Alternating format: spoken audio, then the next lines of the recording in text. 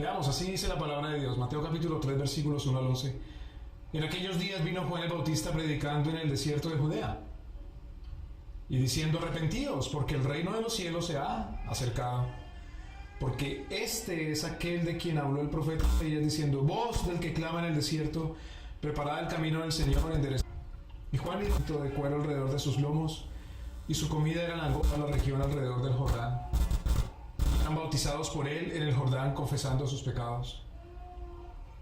Pero cuando vio que muchos de los fariseos y de los saduceos venían a su bautismo, les dijo: generación de víboras, ¿quién os enseñó a huir de la ira venidera? Haced pues frutos dignos de arrepentimiento, y no penséis decir dentro de vosotros mismos: a Abraham tenemos por padre, porque yo os digo que Dios puede levantar hijos a Abraham aún de estas piedras. Y ya también el hacha está puesta a la raíz de los árboles. Por tanto, todo árbol que no da buen fruto es cortado y echado en el fuego.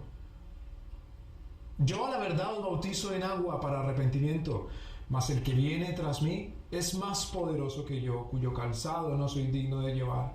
Él os bautizará con el Espíritu Santo y con fuego. Oremos. Señor, gracias por tu palabra, Señor. Gracias por tu Espíritu, Señor. Gracias por comunicarte con nosotros. Gracias por hablarnos. Gracias por guiarnos, por dirigirnos, por enseñarnos. Gracias por no dejarnos solos. Pero ¿qué es tu palabra y qué es tu voz y qué es tu dirección si no estamos preparados para oír? Y si no entendemos,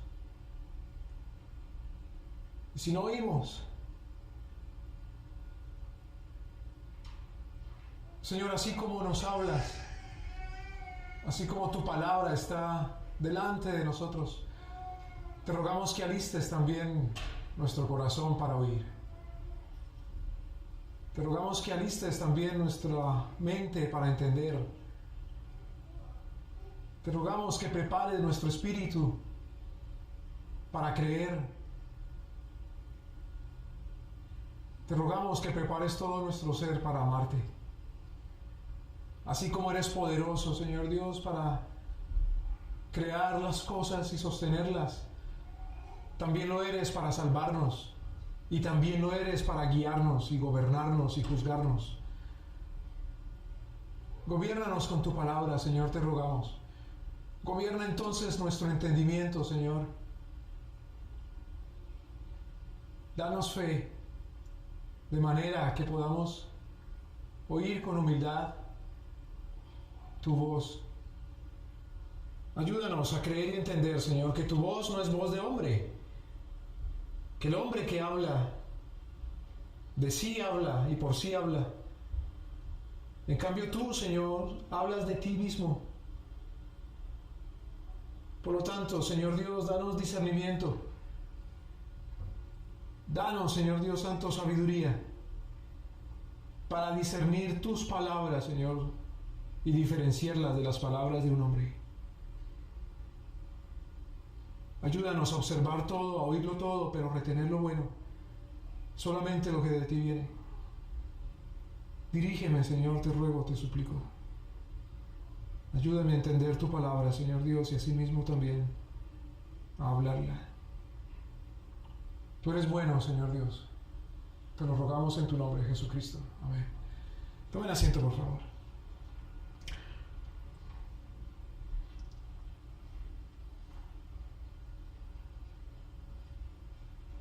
Hay un personaje interesante en la escritura, es este tal Juan.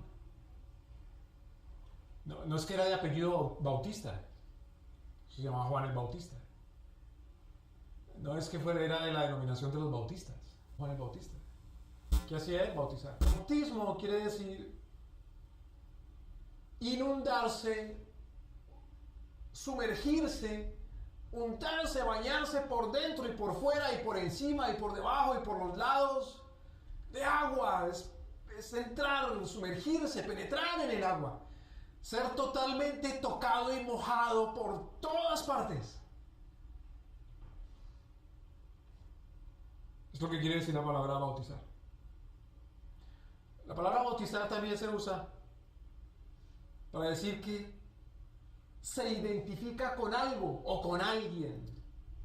Como está bautizado en el nombre del que esté bautizado, en ese nombre se identifica. Pues una persona se puede bautizar en muchos nombres.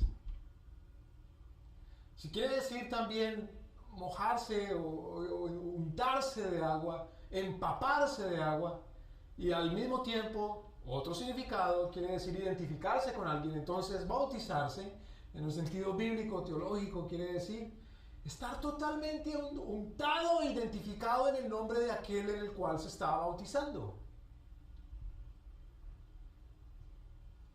Había ese personaje, Juan el Bautista, que hacía eso precisamente de bautizar, es decir, de mojar, de empapar. ¿Para qué? Para que aquellos que se mojaban, que se empapaban, que se sumergían, que eran mojados, se identificaran en el nombre de aquel en el cual él los bautizaba. Ahora, el bautismo está acompañado de un mensaje. ¿Por qué razón? Porque si bautizar quiere decir identificar a una persona con otra, mira eso tan interesante.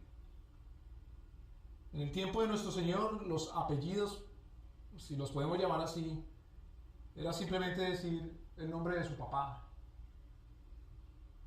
Entonces se llamaba Jesús y su papá se llamaba José, entonces le decían Jesús de José, o Jesús hijo de José. Y si dentro de sus padres o antepasados o abuelos había uno de esos hombres mucho más conocido, reconocido, importante, entonces no lo llamaban solamente por el nombre de su papá inmediato, sino por el nombre de su abuelo o su antepasado que era más importante. Entonces a Jesucristo también le decían Jesús, hijo de David. Claro. Esas palabras se usan para identificar al hijo con el padre. Entonces no había necesidad de decir si este padre era reconocidísimo, no había necesidad de contar, de comentar tanto quién era ese señor antepasado, sino que por decir simplemente Jesús, hijo de David, la gente identificaba y decía, wow, viene de un linaje importantísimo. Pero cuando Juan el Bautista bautizaba, acompañaba la práctica del bautismo con un mensaje para presentar a ese con el cual la gente debía identificarse cuando se bautizaba. Es decir, Juan el Bautista predicaba, hacía un mensaje acerca de Dios.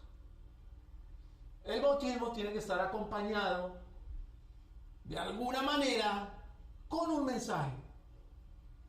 Y el mensaje es, en el nombre de quién nos bautizamos, en el nombre de quién se está bautizando.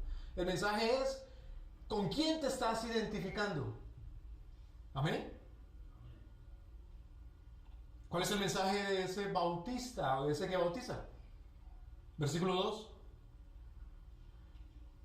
Arrepentíos, porque el reino de los cielos se ha acercado. Versículo 3. Porque este es aquel de quien habló el profeta Isaías diciendo, voz del que clama en el desierto, preparad el camino del Señor, enderezad sus sendas. Entonces, el versículo 2 es el mensaje de quién? Del bautista. Y el versículo 3 dice Mateo aquí, Mateo comenta quién es el bautista. ¿Quién es el bautista? Aquel del que habló un profeta en el Antiguo Testamento unos 7 siglos antes del bautista. En el Antiguo Testamento se anunció quién iba a ser el bautista. Se anunció quién iba a ser este Juan. Y cuando se anunció quién iba a ser este Juan, se escribió, va a venir uno que desde el desierto, en el desierto, va a dar voces, va a gritar. ¿Para qué va a gritar? Para preparar el camino del que viene o del que ha de venir, o el que había de venir detrás de él. ¿Que es quién? Jesucristo. Esto es lo que se conoce como precursor. Cursor quiere decir el que marca el curso, pero un precursor es el que viene marcando el curso antes de otro que viene a caminar por ese curso, o el que viene el precursor es el que dibuja cuál es el camino Y ya otra cosa es el camino o el que construye el camino. Entonces Juan el Bautista es el precursor. Es el que prepara el camino del Señor. En otras palabras, así como Juan el Bautista predicaba, así como Juan el Bautista bautizaba, estaba preparando el camino de otro que también habría de venir a predicar y a bautizar.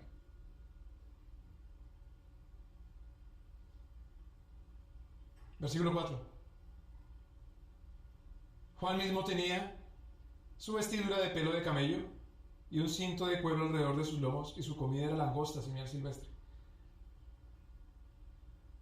En otras palabras, Juan el Bautista era un personaje de esos que le llaman excéntrico. Voy a ponerlo en otras palabras. Juan el Bautista era uno de esos personajes que la gente dice, este tipo está como medio raro, como medio loquito. Juan el Bautista es un personaje del cual diría, este es un weird. Este es raro, este hombre, es extraño. ¿Por qué? Porque no se viste como los demás, ni vive donde viven los demás, ni dice lo que dicen los demás, ni come lo que comen los demás. Es muy raro. No han visto gente así. No hay que ir muy lejos, sino al espejo para ver gente rara. Es muy raro Juan el Bautista. Se vestía de piel, de pelo de camello, y tenía un cinto alrededor de sus lomos, y su comida era langostas y miel silvestre, y además andaba en el desierto, y predicaba un mensaje extraño: generación de víboras, ¿quién les enseñó a salir corriendo, a esconderse de la ira del juicio de Dios que viene? Un mensaje raro, extraño. Y se viste además como se vestían o se solían vestir los profetas más antiguos. Los profetas más antiguos, como Elías, como Eliseo, Elías especialmente, que son los primeros profetas, antes de ya los grandes profetas como Isaías. ¿Por qué? ¿Por qué eres tan extraño, Juan?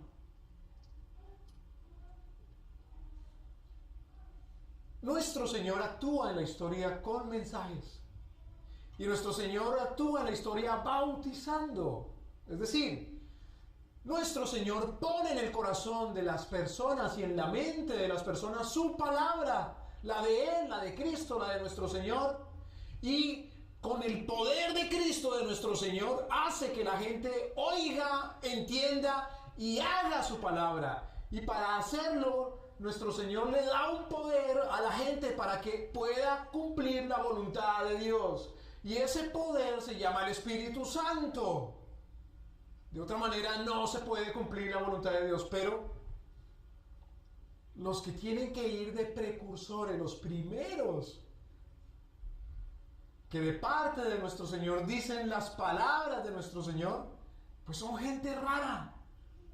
Porque el mensaje de Cristo es nuevo. No nuevo en el sentido que anteriormente no se hubiera oído, sino nuevo en el sentido de que es novedoso con respecto a la forma vieja de actuar y de vivir y de pensar. No que el mensaje de nuestro Señor es nuevo en cuanto a que nunca se haya oído, sino que en cuanto a la manera de vivir vieja, pasada, el mensaje de Jesucristo es una novedad. Por lo tanto, aquellos que entran primero a una sociedad, a unas personas, a una comunidad, a una moda, a una época que se viene actuando y presentando de la misma forma, de la misma manera, lo que se llama un status quo, una forma de hablar, de obrar ya convencional por costumbre. Pero cuando entra la novedad de Cristo nuestro Señor, los que traen primero ese mensaje, ¿cómo son vistos? Como gente rara, como gente extraña.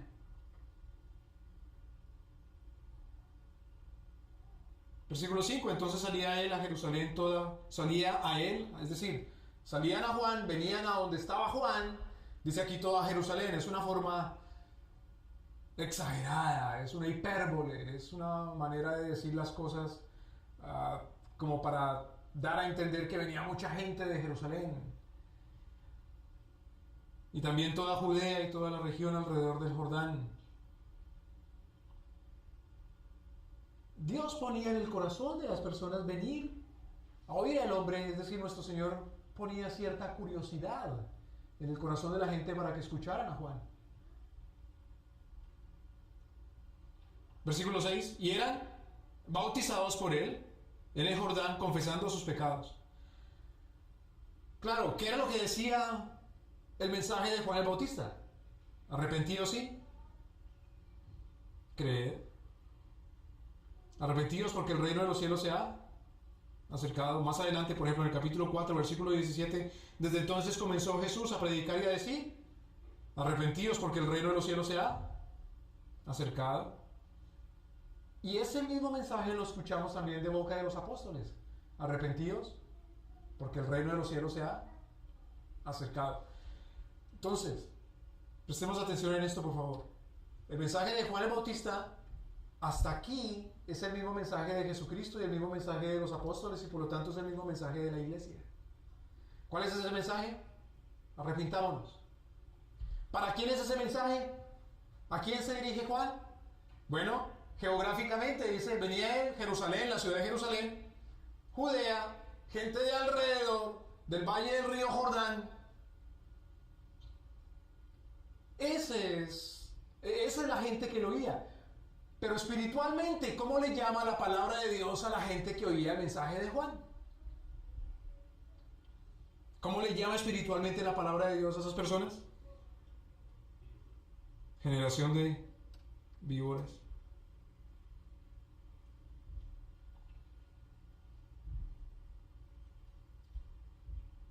¿Por qué generación de víboras? En la escritura, la víbora o la serpiente es símbolo de quién? De Satanás, del diablo. Por lo tanto, la generación son los hijos de quién? Generación de víboras. De Satanás. ¿Quiénes son los que necesitan arrepentirse? Los hijos de Satanás. O pongámoslo de otra forma. ¿Quiénes son los hijos de Satanás? Los que necesitan arrepentirse. ¿Quiénes son los que necesitan arrepentirse? Los que son pecadores, versículo 6. Y eran bautizados por él en el Jordán, confesando sus pecados. Versículo 7, pero cuando vio que muchos de los fariseos, de los saduceos venían a su bautismo, les dijo, generación de víboras, ¿quién les enseñó a huir?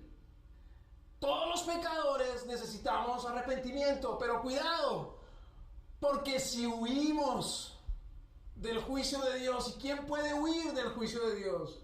¿Quién puede huir del juicio de nuestro Señor? Nadie. Ahora, el juicio de nuestro Señor se manifiesta de una manera íntima en el corazón y es acusándonos de pecado. Cuando nosotros entonces nos arrepentimos, estamos aceptando el juicio de Dios. No estamos huyendo del juicio de Dios.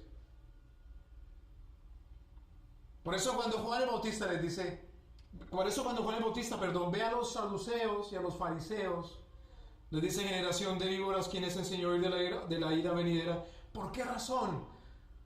Porque, a diferencia de los que sí se bautizaban, confesando sus pecados, estos consideraban que solamente podían venir de espectadores, de oidores, pero que no tenían necesidad de confesar sus pecados. Ahora, algo muy importante. No dice aquí la escritura que la gente le confesaba sus pecados a Juan el Bautista, sino que la gente confesaba que era pecadora. Y algunos hasta se atrevían a dar una lista de pecados que hacían y lo hacían públicamente.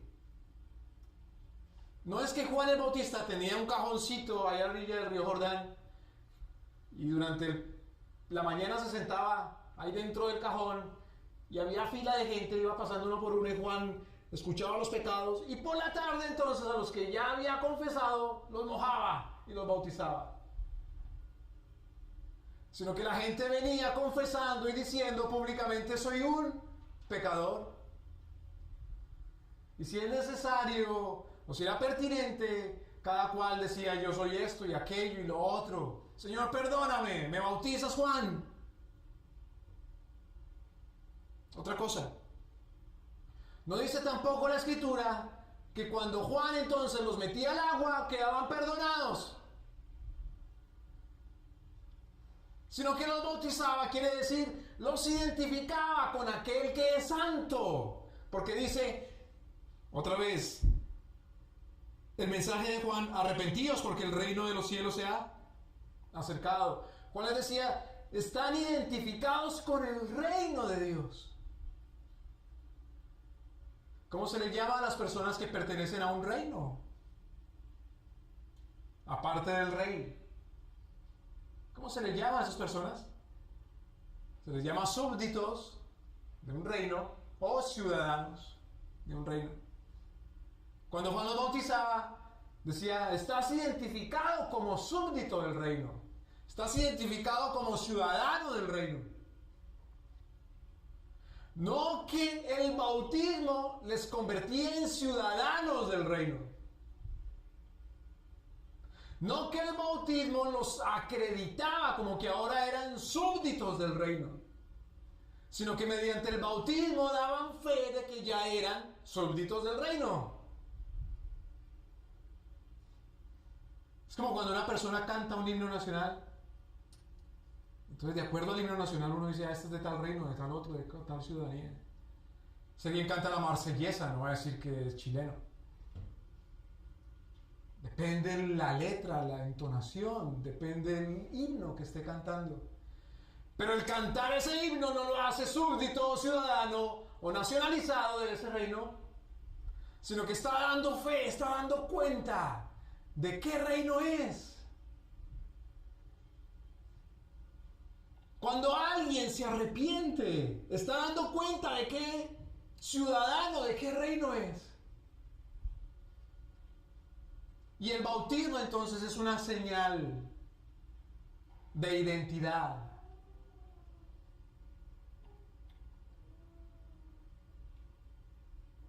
Ahora, ¿por qué los fariseos y los saduceos huían o se escondían del juicio de nuestro Señor? O huían y se escondían del arrepentimiento.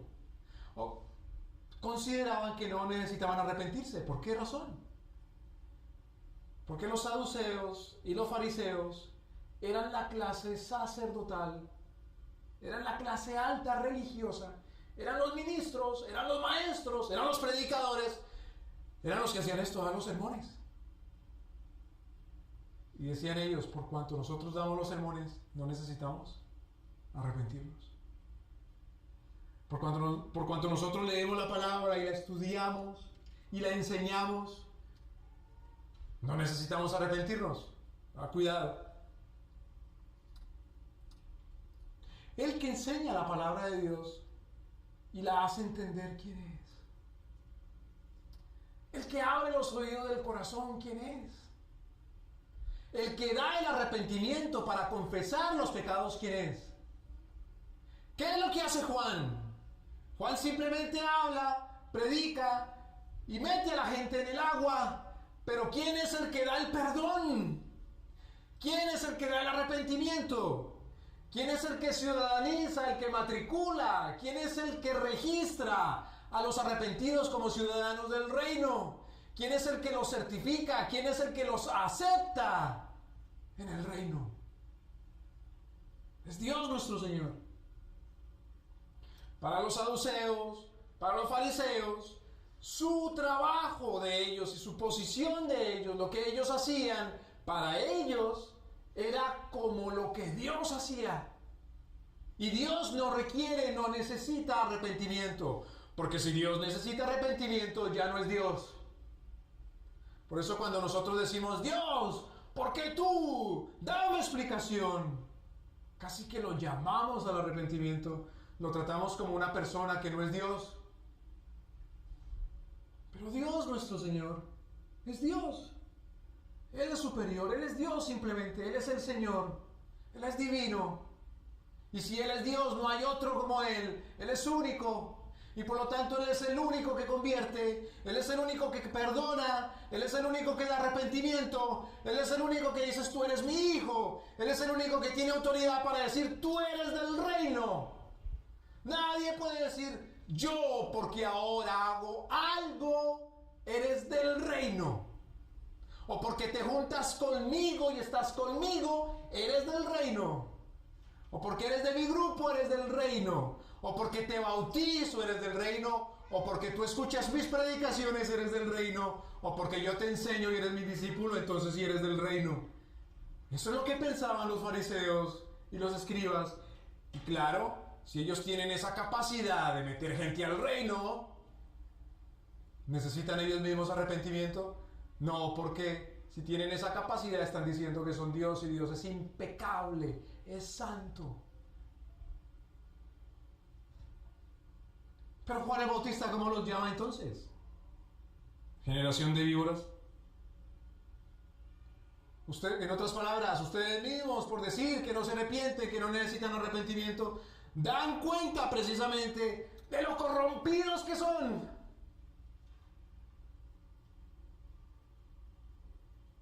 ¿Quién nos enseñó a huir de la ira venidera? Versículo 8.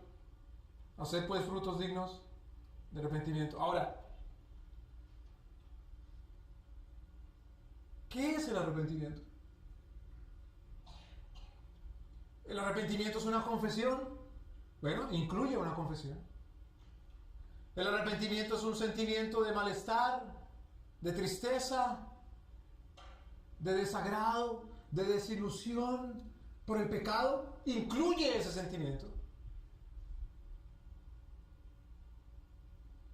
Pero el arrepentimiento genuino produce un fruto que es digno. Haced pues frutos dignos de arrepentimiento. El arrepentimiento, como dice en la palabra original, en el griego, a ver, cuando nosotros hablamos español y decimos metamorfosis, meta quiere decir cambiar, morfosis, morfa, quiere decir forma, cambiar de forma, ya no se ve igual. En la palabra original, arrepentimiento es meta, cambio, noia. Noia viene de nun, que es mente. Es un cambio de mentalidad. Por eso el apóstol Pablo, cuando dice en Romanos capítulo 12, que renovaos vuestras mentes, o renovar su pensamiento, es decir, trate de pensar los pensamientos de Dios ahora. Y a los corintios les dice, ustedes tienen la mente de Cristo. Por eso el libro de los Salmos dice, oh, cuánto amo yo tu ley, todo el día ella es mi meditación. Por eso el libro de Proverbios dice, oh hijo mío, mis consejos, mis palabras, mis enseñanzas, considéralos, cómpralos más valiosos como el oro, más valiosos que el oro y que la plata y que las piedras preciosas. Arrepentimiento es un cambio de mentalidad, pero en la Escritura el cambio de mentalidad tiene una proyección de la vida. Hacer frutos dignos del cambio de mentalidad. Es decir, Dios sabe qué es lo que de verdad está pensando. Dios sabe si de verdad se arrepintió. Porque dice arrepentidos. Y no dice, ok Juan, voy a ir a arrepentirme y dentro de un año vengo. Porque como el arrepentimiento es cambiar de vida, voy a ir a cambiar todo y dentro de un año vengo para que me bautices. El arrepentimiento es esencial y primordialmente en el corazón, en el alma. No son hechos brutos el arrepentimiento, sino que es una obra de Cristo en el hombre. No son hechos brutos, es decir, no puede irse uno al extremo de decirle a la gente, hasta que no vayas y hagas esto y aquello y lo otro, no te has arrepentido. No, porque el arrepentimiento es una obra sobrenatural de Dios en el corazón humano. Pero por otro lado, el arrepentimiento, lo que Dios hace en el corazón humano, produce una proyección en el humano y en todo lo que el humano hace, en toda la circunstancia humana. Primero que todo, Juan el Bautista les dice, ¿cómo se les ocurre no arrepentirse? Es de locos no arrepentirse. Dicen que yo soy el raro, dicen que yo soy el loco, dicen que yo soy el que me he visto raro, el que como cosas raras, el que vivo... Hoy día dirían, bueno, no hoy día, hace unos 40, 50 años, que vive como un hippie, como un excéntrico. Pero raros son ustedes que no se arrepienten. ¿Qué cosa más rara hay que el hijo de una serpiente? ¿Cómo se les ocurre no arrepentirse? ¿Qué les pasa en la cabeza? ¿Qué cosa tienen en el corazón? ¿Cómo pueden decir que pueden huir del juicio de Dios nuestro Señor? Si la Escritura dice, ¿quién huirá de su presencia? Él está en todas partes. Clama en el corazón, como dice el libro de Proverbios, la sabiduría clama por las calles, por los caminos, en las puertas, en las entradas, en las salidas. ¿Cómo podemos huir de Dios nuestro Señor? Huir de su voz, de su clamor, de su llamado al arrepentimiento. La sabiduría clama. ¿Qué les pasa? Es un cambio entonces que solamente puede hacer Cristo en el corazón del hombre, porque nadie le puede dar arrepentimiento a nadie. Juan bautiza en agua, pero Juan no está dando arrepentimiento. Juan bautiza en agua, pero Juan no puede cambiarle la vida a la gente. Versículo 9. No penséis decir dentro de vosotros mismos, Abraham tenemos por padre, porque yo os digo que Dios puede levantar hijos a Abraham aún de estas piedras. Los escribas y los fariseos decían, nosotros y por nosotros es que la gente va a Dios. Es decir, ellos son los mediadores entre Dios y los hombres. Y además daban otra razón de por la cual no necesitaban arrepentirse. Es que ya eran hijos de Dios.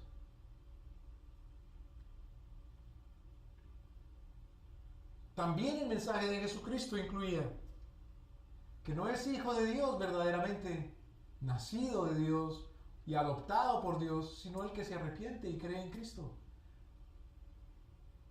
Los escribas y los fariseos decían que ellos, por ser hijos de una familia, eran hijos de Dios.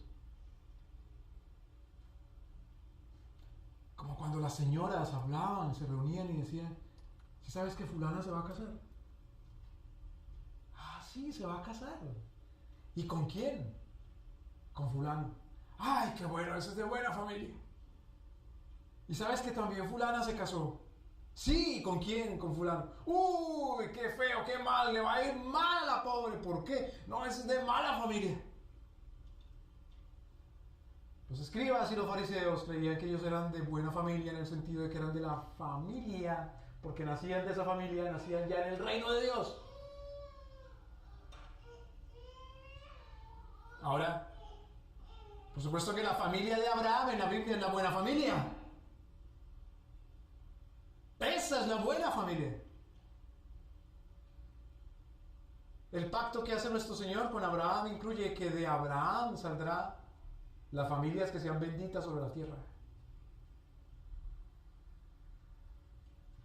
Pero la Escritura nos enseña que del hijo de María, la Virgen, la cual era descendiente de Abraham, que en ese hijo, los que están en ese hijo son hijos de Abraham. Los que están en el hijo de María, es decir, los que están en Cristo, los que creen en Jesús, los que se identifican con Jesús, los que reciben el arrepentimiento de Jesús, los que son bautizados en Cristo, son los hijos de Abraham, son los que son de buena familia. Para los escribas y los fariseos, no por estar en Cristo, arrepentidos con el arrepentimiento de Cristo, sino por nacer biológicamente del hijo o de la hija, que a su vez era hijo, que a su vez era hija, y que a su vez era hijo, y que a su vez era hija de Abraham. Por esa razón ya eran de buena familia, de la familia de Dios. Juan el Bautista les dice, si ustedes creen, señores fariseos y señores escribas, que por materialmente nacer de una mujer o de un hombre ya son hijos de Dios, bueno, Dios puede también materialmente sacar hijos de las piedras.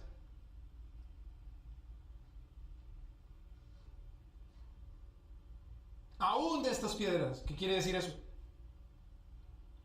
Los escribas y los fariseos decían, como si somos hijos de, mire, así se llamaba mi mamá, la señora Sara, la señora Raquel, la señora Ana, la señora Joaquina, la señora Noemí. ¿Se oye esos nombres?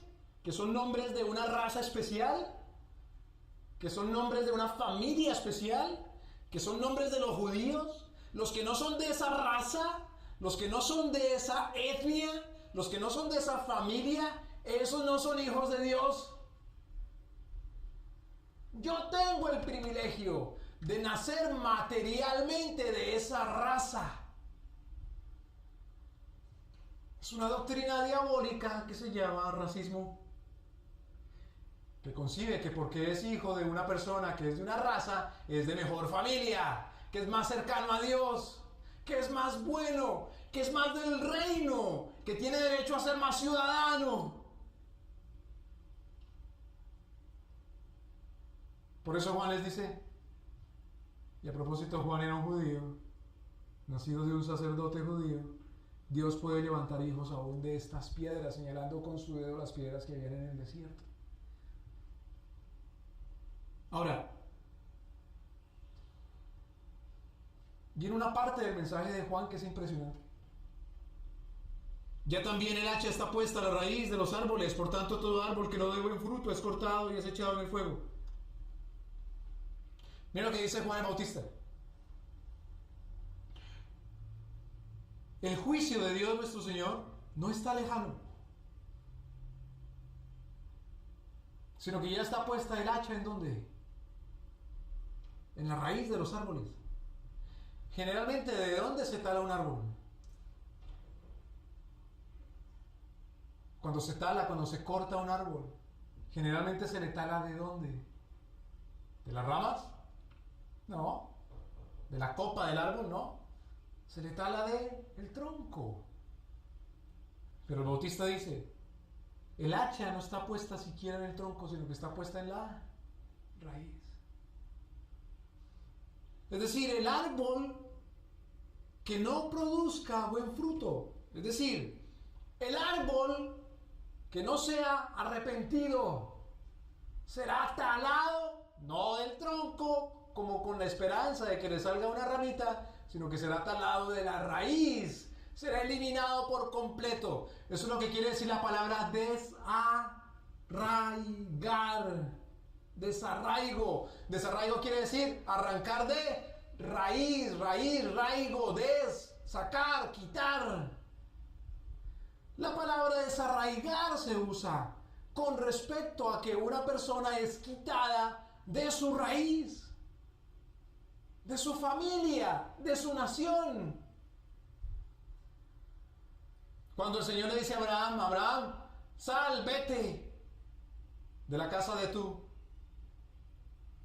padre, de tu ciudad, de tu parentela, le está diciendo, desarraígate, córtate de raíz.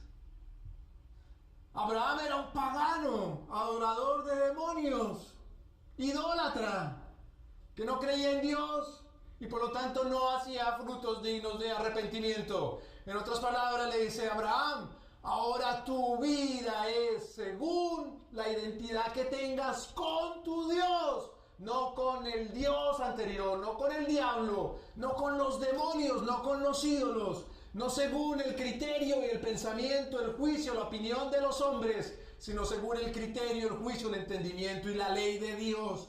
Él es tu Dios, Abraham. Desarráigate de lo anterior. Hay un mensaje nuevo para Abraham, como el nuevo mensaje del Bautista. Ya está puesta el hacha en la raíz. Ciertamente la Escritura nos habla de un juicio, pero la Escritura nos habla de los juicios y del juicio de Dios que es permanentemente en la vida. El apóstol Juan, perdónenme, bueno, sí, el apóstol Juan, que es también el evangelista Juan, el evangelio de San Juan, dice, ¿cuál es la condenación? ¿Cuál es el juicio? La condenación no es simplemente lo que vendrá, sino la condenación, el juicio es que los hombres aman más el pecado. La condenación, el juicio, ya es que la gente no cree en el mensaje nuevo de Dios. La condenación, el juicio es que la gente no se arrepiente. Porque las obras son malas. Y las obras malas están en el corazón arraigadas, o el corazón arraigado. Cuando se desarraiga una planta, cuando se quita de raíz para plantarla en otro lado, aunque se haya plantado, replantado bien, las primeras horas o los primeros días, dicen las señoras, la planta está triste. Porque como que se le caen las ramas, porque como que las hojas, si eran firmes, como que se hacen blanditas y se caen, porque como que se agacha la planta o el arbolito. Está triste, ¿por qué? Porque la planta ama en donde está arraigada, donde está enraizada.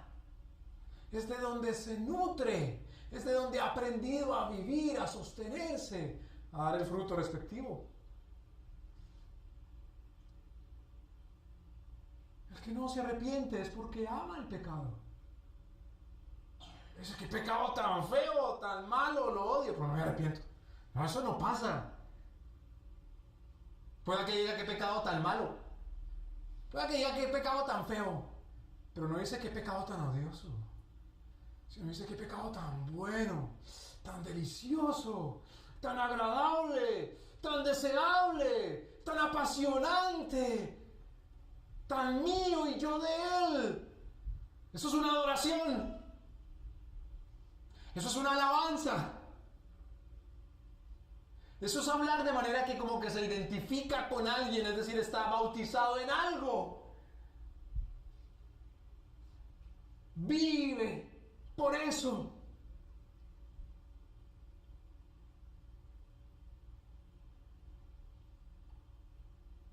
El juicio del Señor consiste en desarraigar.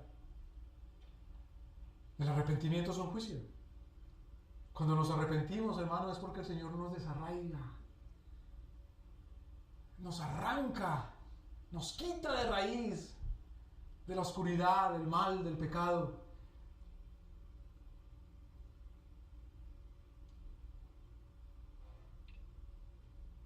El que no se desarraiga del pecado, el que no es desarraigado del pecado, es condenado con el mundo.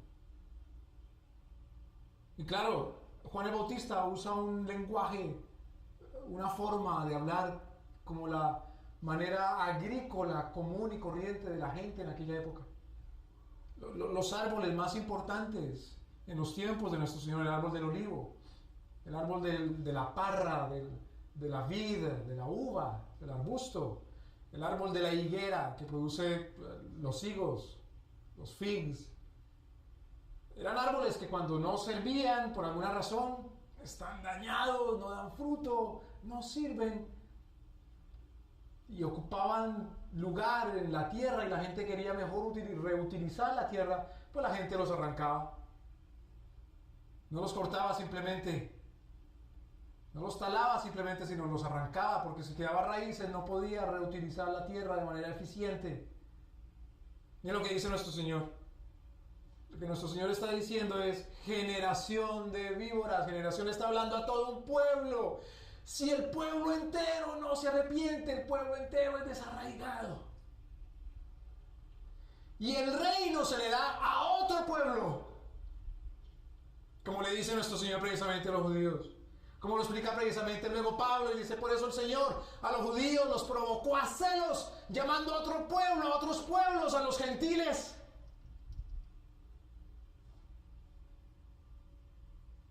Ahora, en el versículo 11, Juan dice una cosa impresionante. Y una cosa muy humilde. Una cosa también muy poderosa.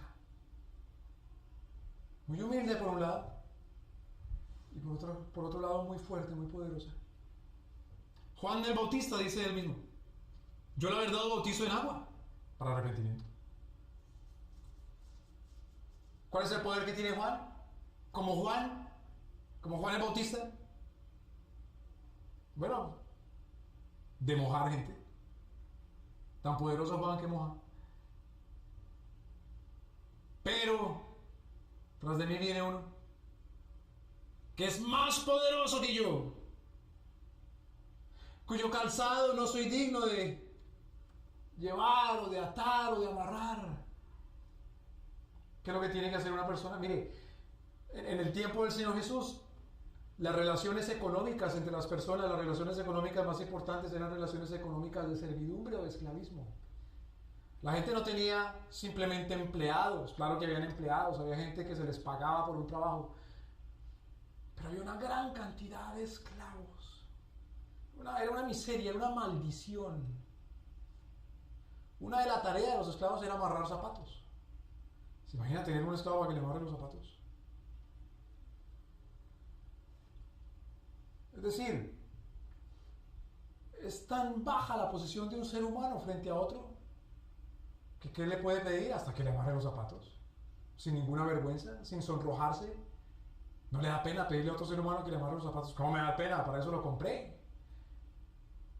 Claro, había esclavos que se compraban para ser médicos, por ejemplo. Habían esclavos que se compraban porque eran filósofos y se les compraba para que fueran maestros de los hijos. Habían esclavos que se compraban porque eran muy hábiles comerciantes y se les compraba para enviarlos con mercancía a tierras lejanas y regresaran con el producto.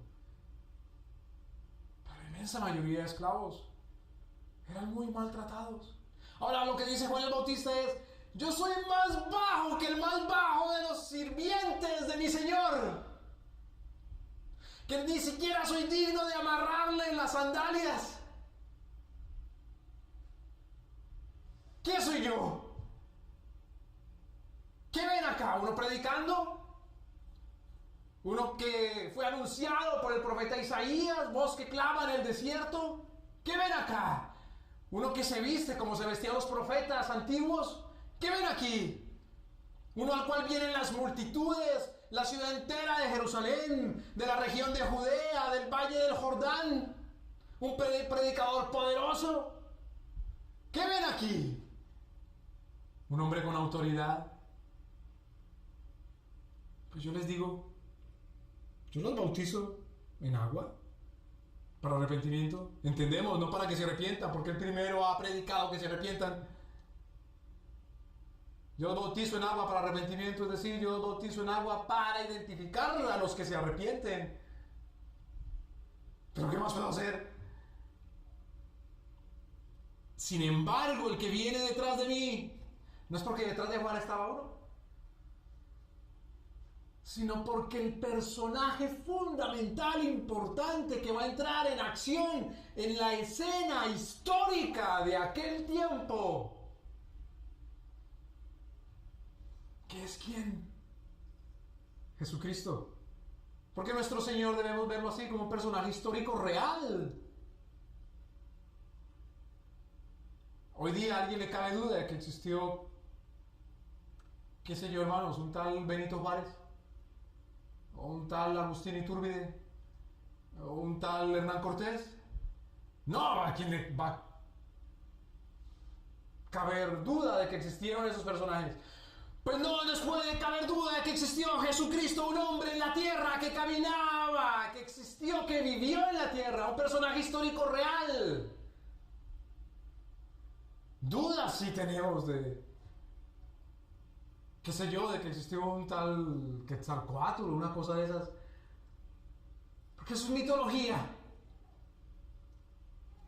Pero Cristo nuestro Señor, el hombre, el personaje, su predicación y su acción, como decía Flavio Josefo, uno de los historiadores de la época, un tal Jesús de Nazaret, poderoso en obras, poderoso en palabra, y que lo crucificaron y que resucitó al tercer día. Eso lo escribió un hombre contemporáneo de Jesús que ni siquiera era cristiano. Por no decir de lo que escribieron los discípulos de Jesús.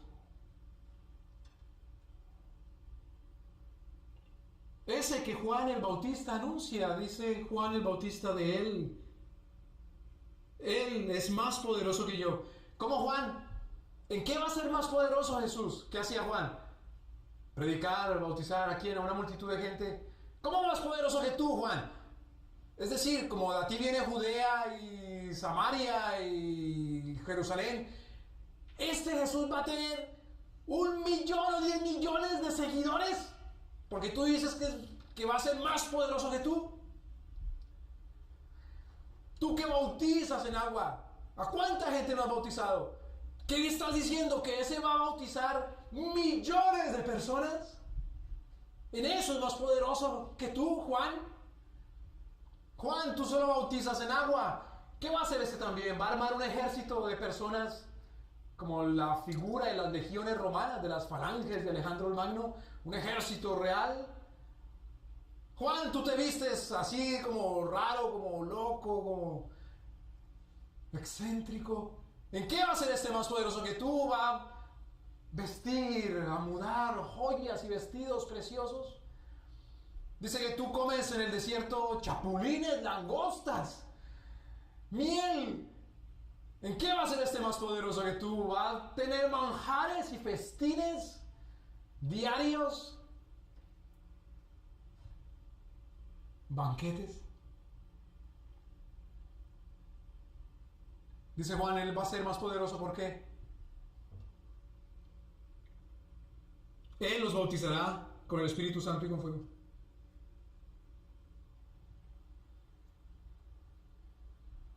Dice la Escritura que nadie se arrepiente, que nadie llama a Jesús Señor si no es por el Espíritu Santo. Ese Jesús que Juan el Bautista estaba anunciando, ese Jesús ya estaba actuando, haciendo que la gente que se bautizaba en el bautismo de Juan se arrepintiera por medio de su Espíritu.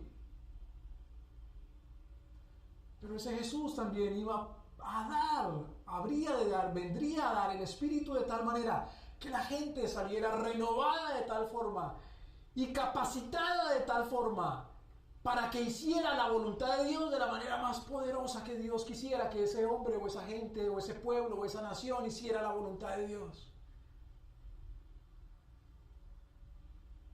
El poder no está en de manera externa y aparente causar el comportamiento de la gente.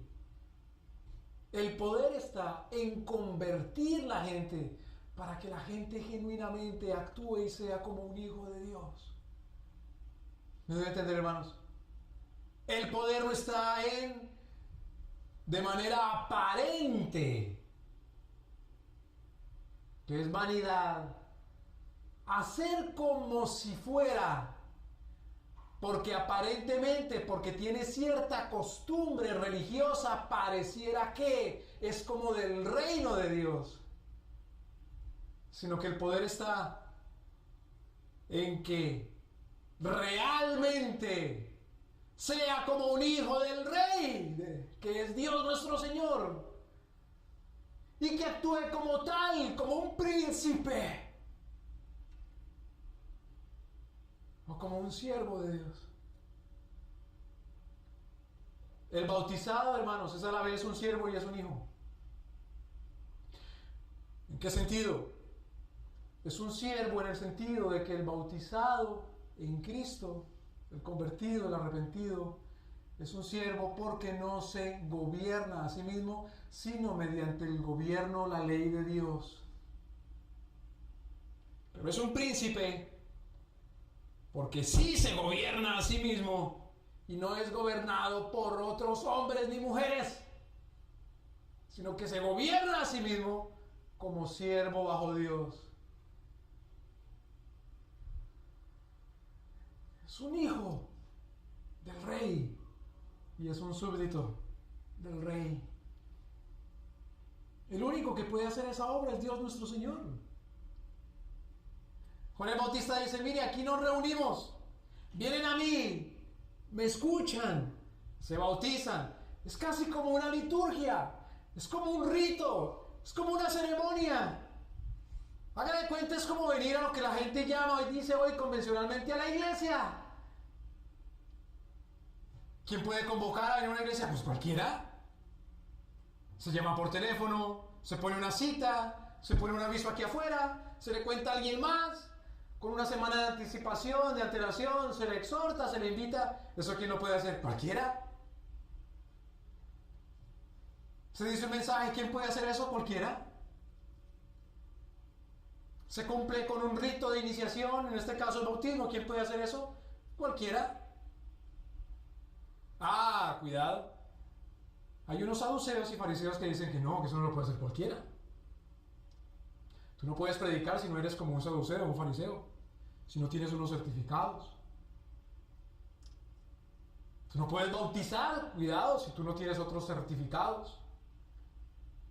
Pero Juan el Bautista dice que eso lo hace cualquiera. Es decir, eso lo hace un sirviente que no es digno ni siquiera de desatar los zapatos de Dios, de Jesucristo. Convocar, llamar, reunir a 1, a 2, a 3, a 10, a 100, a 1000, a 100,000, a 1,000,000, lo hace cualquiera.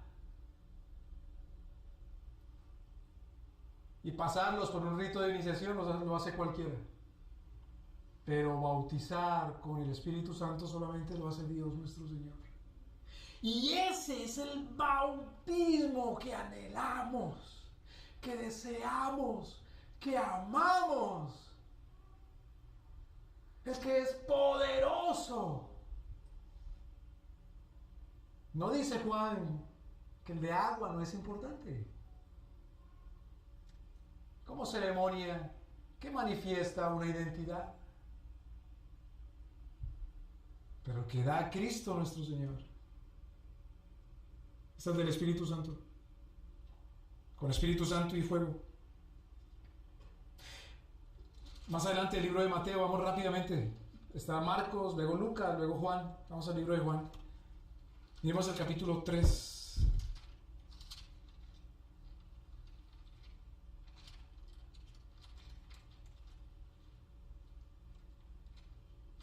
Juan capítulo 3.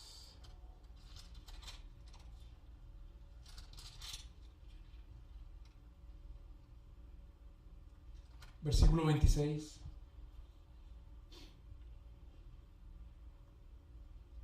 Miremos desde el versículo 25 o 24, dice, porque Juan no había sido aún puesto en la cárcel. A ese Juan el Bautista lo encarcelarían eventualmente. ¿Por qué? Por predicar eso raro, eso tan indeseable. Claro, a los hijos de la serpiente. Versículo 25, entonces hubo una discusión entre los discípulos de Juan y los judíos acerca de la purificación, es decir, acerca del bautismo. El bautismo en agua, purificación. Versículo 26, y vinieron a Juan y le dijeron, Rabí, el que estaba contigo al otro lado del Jordán, de quien tú diste testimonio, es decir, Rabí, aquel del cual tú decías que no eres digno de desatarle los zapatos, o sea, ese tal Jesús de Nazaret, y aquí él bautiza y todos vienen a él. ¿Qué le están diciendo a Juan? Juan, Rabí, maestro, te salió competidor. Te montaron competencia. Pusieron otro negocio de bautismos. ¿A dónde? Al otro lado del río. Y muchos vienen a él. No te preocupas. Versículo 27, respondió Juan y dijo, no puede el hombre recibir nada si no le es dado del cielo. Como Juan el Bautista diciendo, si yo bautizo es porque ese acto de bautizar me lo dio uno desde el cielo. Y cuando dice del cielo se está refiriendo a Cristo. Porque Jesucristo es el que dice, yo he venido del Padre, o sea, del cielo. Versículo 28.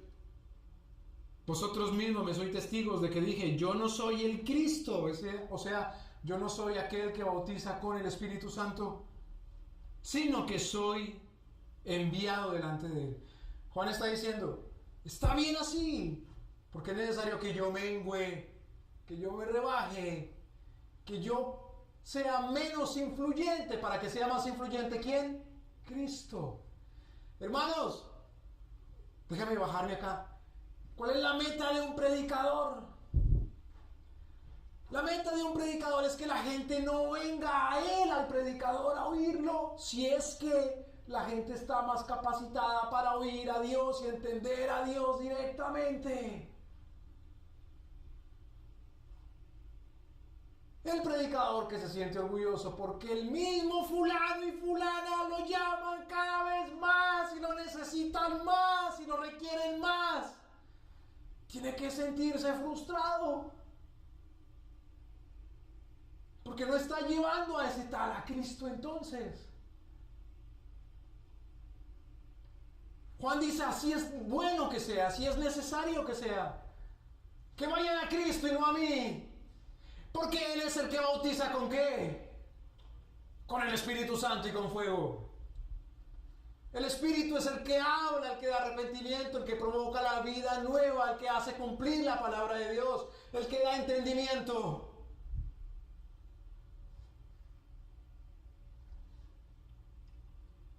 Un predicador que quiere que siempre los mismos lo oigan cada vez más y amarrarlos más y atarlos y sujetarlos más a él, es un esclavizador de hombres. Es como un tratante de esclavos. Es como alguien que dice, amárrame el zapato, en lugar de amarrárselo a Cristo.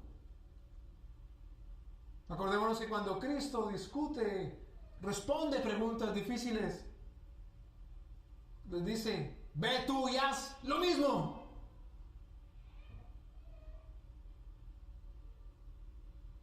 Ahora, si vamos al capítulo 4 ahí rápidamente, en Juan capítulo 4, versículos 1 y 2. Cuando el Señor entendió que los fariseos habían oído que Jesús hacía y bautizaba más discípulos que Juan. Fíjense, llega un momento que Jesús se da cuenta, o Jesús sabe mejor, que sus enemigos, los enemigos de Jesús, se dan cuenta que Jesús ahora es más influyente que Juan. Tiene más discípulos que Juan. Juan iba menguando y el Señor iba creciendo. Pero mire la aclaración que hace aquí el apóstol Juan, el que escribe este evangelio. Versículo 2. ¿Cómo dice? Aunque Jesús, ¿no qué? No bautizaba, sino que bautizaban ¿quiénes? Claro. Porque hermanos, el bautismo en agua no es lo más importante. No que no sea importante, si uno está en la Biblia.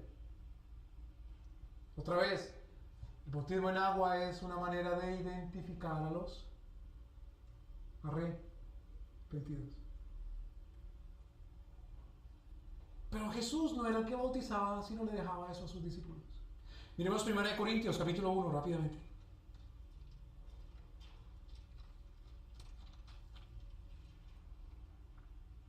Versículos 13 y 14. La pregunta que hace el apóstol Pablo: ¿está dividido Cristo? ¿Fue crucificado Pablo por vosotros? ¿O fuisteis bautizados en el nombre de Pablo? Versículo 14. Doy gracias a Dios que a ninguno de vosotros he bautizado. Pues espérate, Pablo, ¿no ves que te desacreditas a ti mismo? Que la gente admira a un pastor que bautiza a cuantos, más o menos. Entonces, ¿cómo vas a decir, Pablo, tú mismo desacreditándote, que has bautizado a ninguno?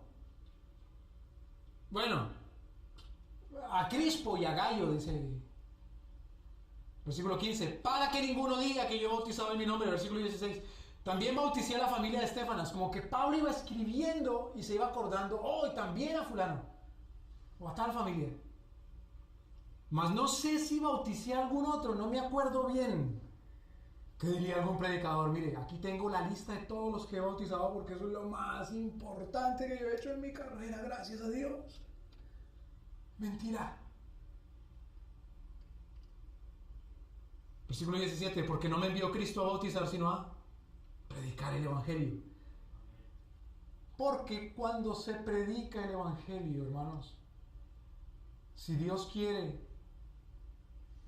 nuestro Señor bautiza con el Espíritu Santo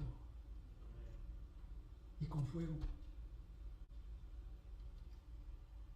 para que se haga la voluntad de Él, para que de verdad haya arrepentimiento, para que de verdad hayan frutos dignos de arrepentimiento, para que de verdad se obre en el poder de Dios, para que de verdad se dé testimonio de Cristo, para que de verdad entonces se tome uno como siervo de Dios y como hijo, como príncipe del reino.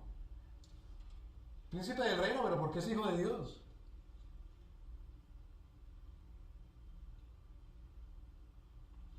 Finalmente, vamos a Hechos de los Apóstoles, capítulo 1.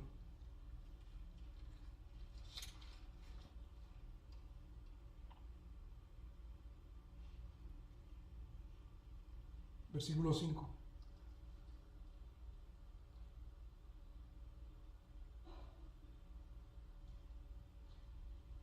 Estas son palabras de Jesucristo. Le dice a los apóstoles, porque Juan a la verdad bautizó en agua. Claro, lo que ya sabemos de allá. Jesucristo le dice a los apóstoles, Juan bautizó en agua, pero vosotros seréis bautizados con el Espíritu Santo en pocos días. Roguémosle y supliquémosle a nuestro Señor que la obra poderosa del Espíritu Santo sea continua en nosotros, para que Él haga y cumpla su voluntad. Amén. Oremos, Señor.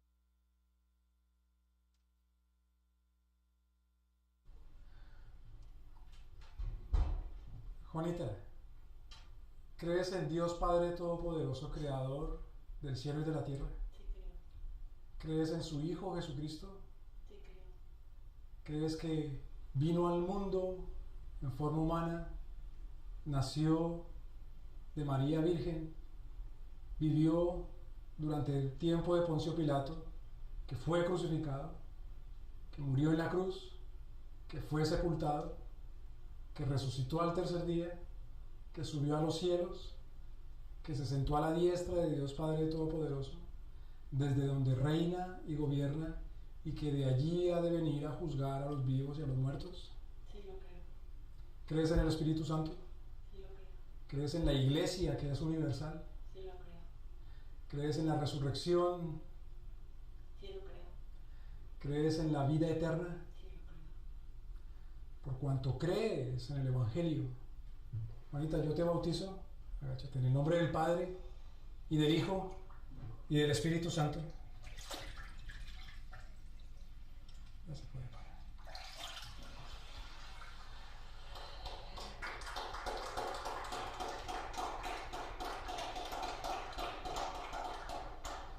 Déjeme orar. Señor Dios Todopoderoso, por cuanto Juanita cree en ti y confiesa tu nombre, tú dices en tu palabra que al que te confiesa delante de los hombres, tú le confesarás delante del Padre. Y tú dices en tu palabra, Señor, que por cada persona que se arrepienta, tú celebras y hay alegría delante de los ángeles. Te damos gracias, Señor, por el festejo en tu trono mismo. Y te damos gracias por confesar el nombre de Juanita delante de tu Padre, de nuestro Padre Celestial. Gracias, Señor Dios, te rogamos que tu Espíritu Santo siempre la dirija y esté con ella en tu reino y para gloria tuya y de tu nombre, Jesucristo. Amén. Amén. Puede con cuidado.